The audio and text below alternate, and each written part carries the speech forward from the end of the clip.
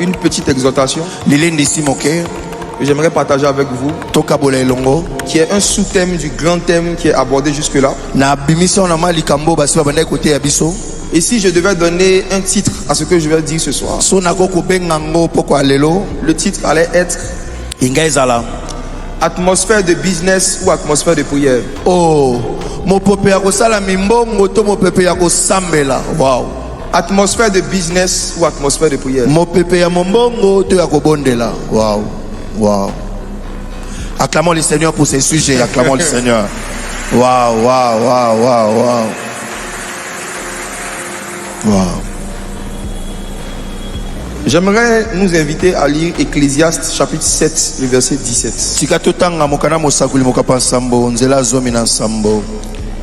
S'il y a quelqu'un qui peut prendre le micro pour m'aider pour la lecture, ça va me permettre d'aller vite. Ok. Ecclésiaste chapitre 7, le verset 17 uniquement. Ecclésiaste 7, 17 uniquement. Je lis au nom de Jésus. Ne sois pas méchant à l'excès et ne sois pas insensé. Pourquoi mourrais-tu avant ton temps? Amen. Amen. Ne sois pas méchant à l'excès et ne sois pas insensé. Pourquoi mourrais-tu avant ton temps? Wow. Est-ce que nous sommes conscients que c'est possible de mourir avant son temps? Est-ce que vous savez que beaucoup de gens que vous avez connus qui sont morts, oui, sont morts avant leur temps?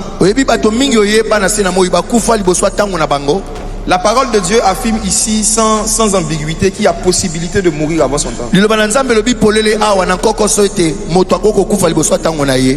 Et la parole de Dieu dans ce verset nous dit que ce qui peut faire qu'un homme va mourir avant son temps, c'est un excès de méchanceté.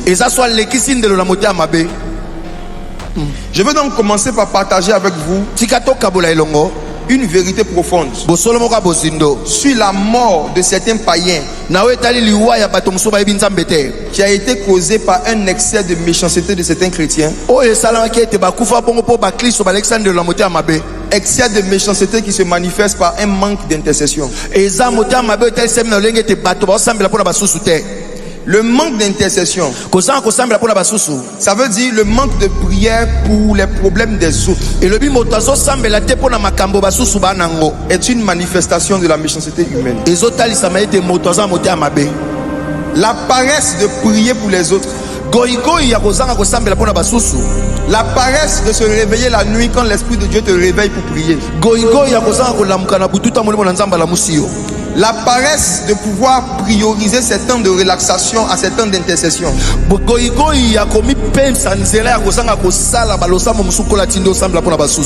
la paresse d'aimer son matelas plus que ses genoux fléchis,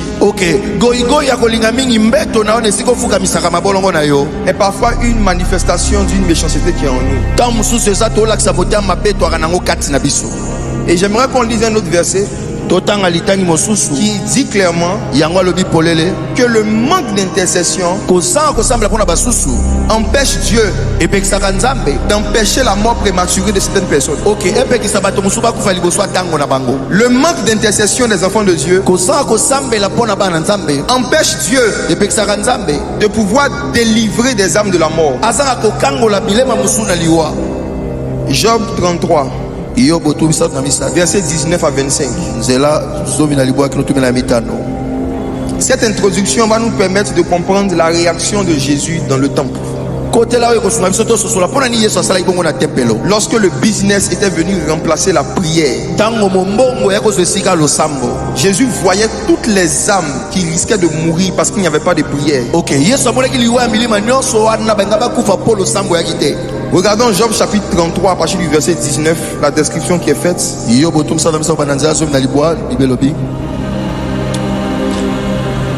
Par la douleur aussi l'homme est repris sur sa couche.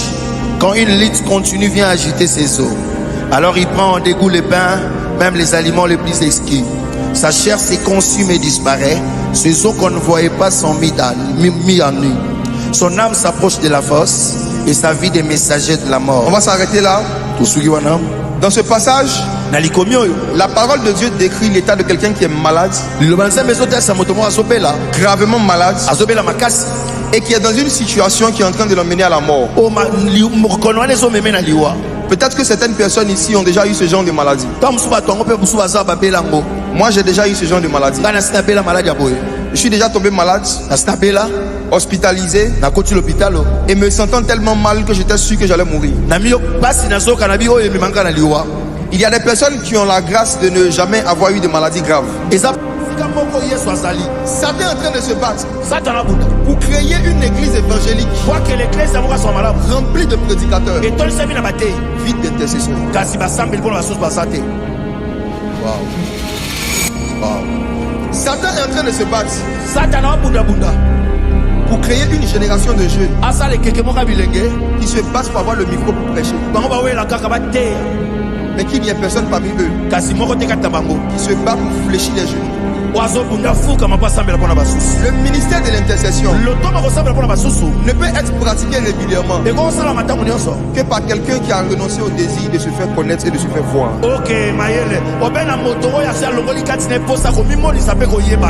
Le ministère de l'intercession, le fait de prier pour ceux qui sont en train d'aller à la mort, le fait de prier pour ceux qui sont sous l'esclavage des démons, est un ministère plus ancien que celui de la prédication.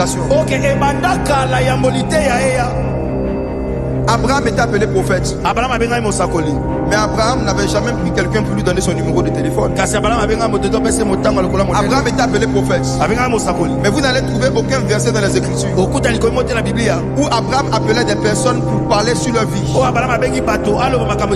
Pourquoi Abraham était appelé prophète?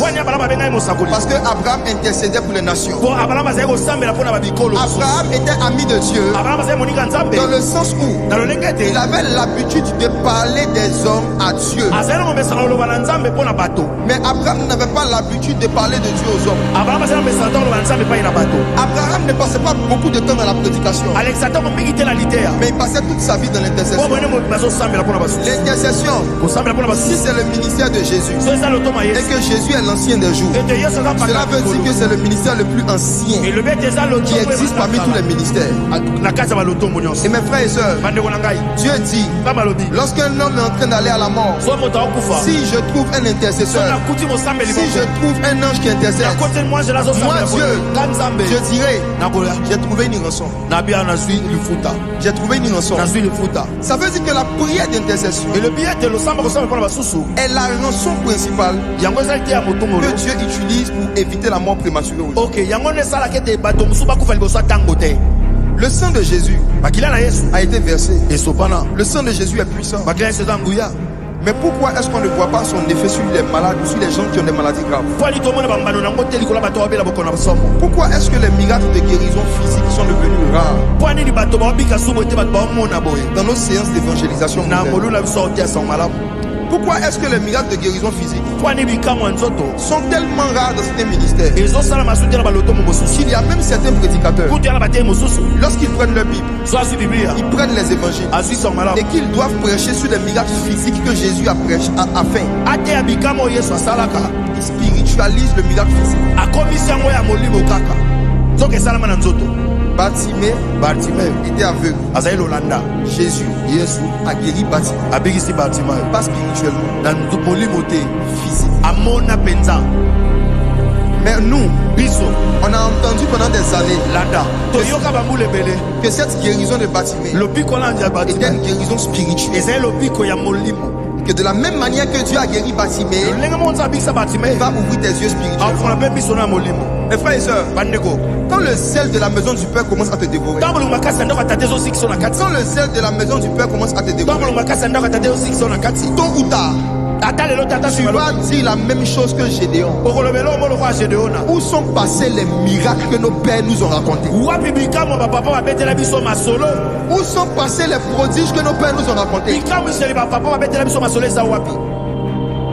Le manque d'intercession sur la foi et le manque de foi nous pousse à vouloir rendre spirituel les choses physiques que Jésus a fait. Pourquoi quand Jésus s'est retrouvé devant Lazare, qui était mort depuis plus de 4 jours, Son corps physique pourrissait. Jésus devait le ramener à la vie. Mais vous allez voir que la méthode qu'il a utilisée, ce n'était pas une heure de parler en langue. Jésus n'a même pas prié 15 minutes. Jésus n'a pas demandé au groupe musical de lui donner un cantique. Quand Jésus est venu devant la tombe de Lazare, il a dit une phrase: Père, Papa, je te dis merci de ce que tu m'exauces toujours. Jésus n'aurait pas pu dire cela s'il n'avait pas intercédé avant de venir.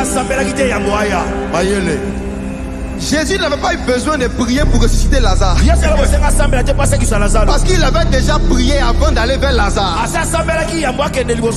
Beaucoup parmi vous qui évangélisez, je parle à mes jeunes amis évangélistes comme moi, la majorité des malades pour qui vous priez ne guérissent pas, parce que vous n'avez pas prié pour eux avant de les rencontrer. Même le ministère de la guérison ne commence pas par le fait de prier pour le malade qui est devant nous, mais ça commence par une intercession préalable, de sorte que lorsque tu viens croiser le malade, il y a des fois où tu n'auras même pas besoin de prier pour le malade. Tu vas juste faire comme Jésus ton maître a fait. Jésus n'a pas dit esprit de mort laisse